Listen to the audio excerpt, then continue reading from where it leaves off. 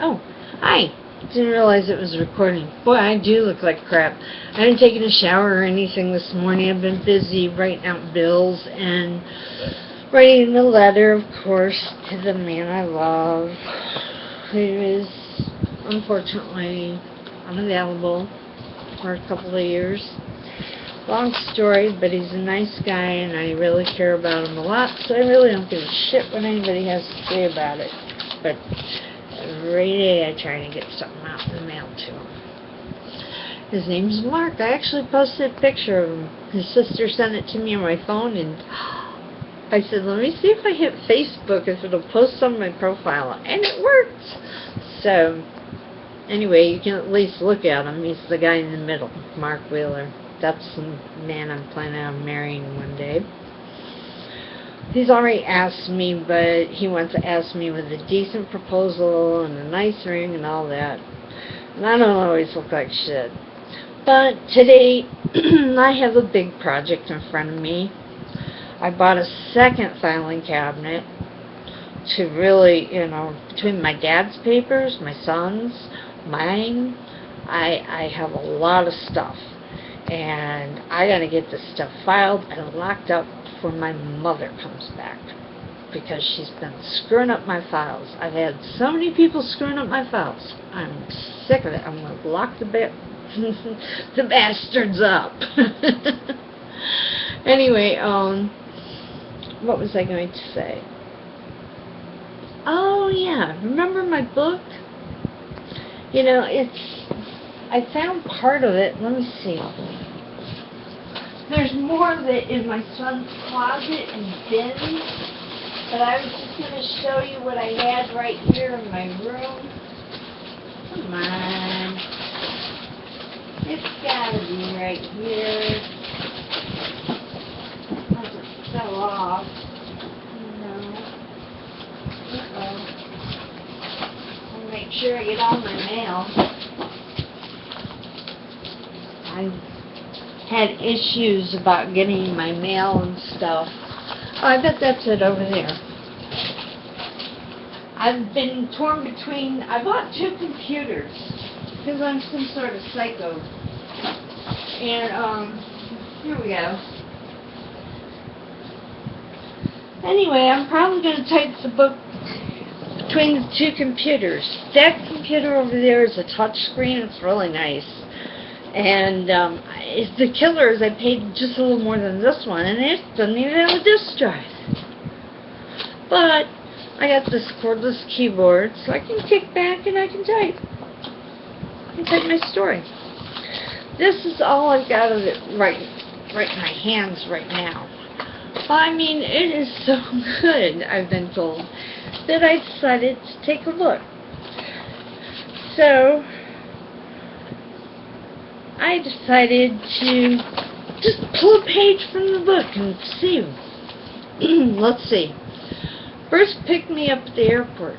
I let my dog out for a little walk. It was already night when I arrived in Phoenix. I was tired of traveling all day. You gotta remember, when I went to Phoenix, I went with a box, a backpack, my purse, and my dog. That's it. Started over. Never even been there. Just wanted out of Florida and away from my family.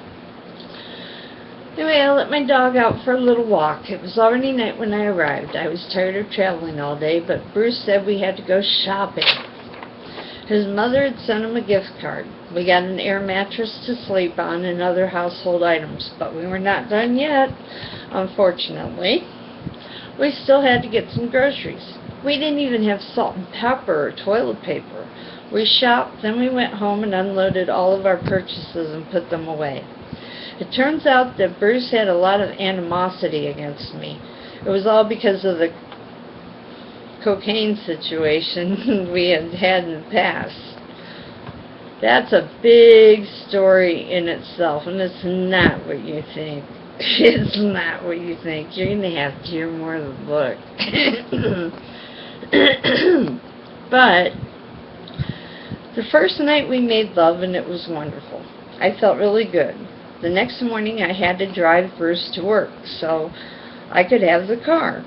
It was early morning and it was still dark out. I'd never lived in such a big city before, and I didn't know my way around, and freeways were new to me also. Somehow I managed to memorize the route, and I was able to get back home again, and I was able to go pick him up from work. Bruce began treating me horribly. He was harping at me about getting a job. He was angry that I didn't accept a job that was about 45 miles away. We only have one car. Come on now. How are we going to make that work? I also didn't want to drive that far to work. Bruce was criticizing everything I did. He made me sleep out in the living room on the floor, as we didn't even have a couch. He wouldn't even give me a pillow or a blanket. I used towels. He was very abusive, and I couldn't figure out what his problem was. He would leave me with no cigarettes. Yes, I used to smoke, but I quit 13 years ago. No car and no money. Eventually he confessed to me that he had planned to treat me like the shit for a month as payback for the cocaine issues. He still believed that he was the only person who maintained self-control and thought clearly during that time. I don't do cocaine. He does. Anyway, we couldn't talk about it because we could never agree on this issue. Today, we just don't talk about it. To this day. Let's see. Pull on another page. Ah, here's a good one. It needs a page before it finished the first paragraph. Just to give you a taste of this book. I mean, I'm telling you. Okay. When I was growing up, I stayed overnight at friends' houses. One friend, Kelly, actually asked her parents if I could move in. She told them my circumstances, and they were all for it. Her dad was even a police officer. When I called my mom and asked if I could move in with Kelly, it was my last year of high school. I told her about what Will had been doing to me. She just got mad at me and said that I couldn't leave home until I was 18. I couldn't figure out why she wanted me to suffer. Maybe she just didn't want to be alone with Will. Maybe his violence towards me would change to violence against her. One day, Will and I were bickering again. I suddenly realized something. I had just turned 18, and I didn't have to take his crap anymore. I said, Will, shut the fuck up, because I'm out of here. You can't keep me here anymore. I began to laugh. I started throwing clothes and stuff into my car. My mother came home and asked me where I was going. I said, I don't know, but it's not here anymore. I wound up at Pizza Hut. I ate there frequently. A waitress, Amy, said I could stay on her porch. I set up a cot and a cardboard dresser. I had a car, a 1973 AMC Hornet, no air conditioning, windshield wipers didn't work, 8-track player, you know. A job in a grocery store, which was one of the best jobs around, and a new place to live. I was happier than a pig in shit. Turned out that Amy liked to socialize at bars and other men. Amy's boyfriend, Roy, and I wound up becoming friends. We would listen to music, play chess, and take care of Amy's daughters. We became good friends.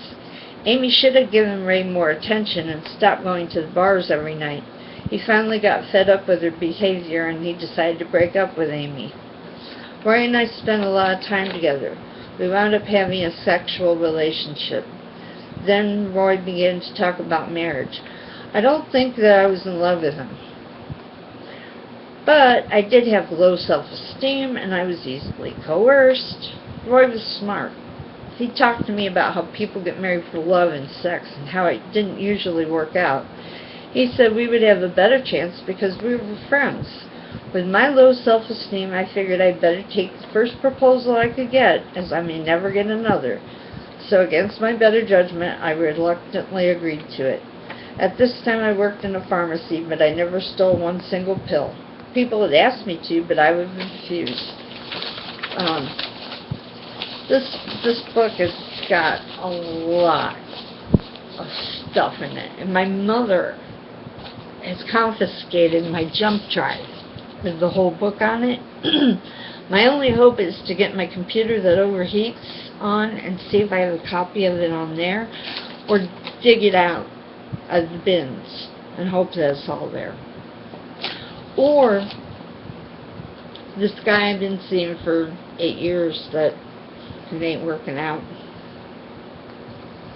His brother read it. His brother is a really intelligent, he's a multi-millionaire. He's very nice, very smart, very... I couldn't believe he read my book and loved it. I'm like, you're kidding me. You read my book and he loved it? So my hoping is that he loved it so much he made a copy of it and has it on his computer somewhere. I wouldn't put it past him. And with his resources, he might just be the one to help back me getting this published, which I don't think I'll have a hard time.